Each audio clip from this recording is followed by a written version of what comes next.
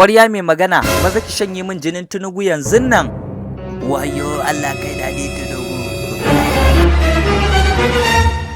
Ya ke kwarya mai magana, maza ki shanye min jinin tunugu yanzun nan. Gama ya kai sarkin bokaye, saboda wannan mutumin kwata-kwata ba shi da tausayi. Yanzu zan shanye mai jinin shi tas, ko kwara ɗaya ba zan bar mai a jikin shi ba.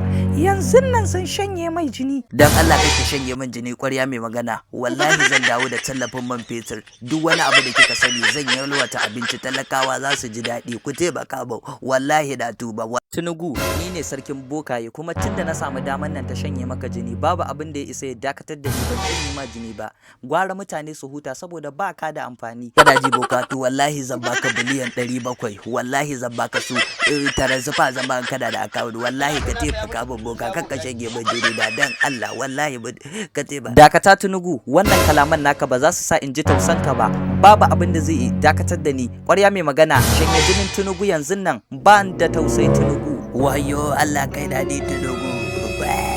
To masoya dai suna na Aladdin Dan TikTok, ku ci gaba da min following, zan ci gaba da nishadantar da ku da wannan mummunan shugaban ƙasar namu wato Tinubu. Nagode.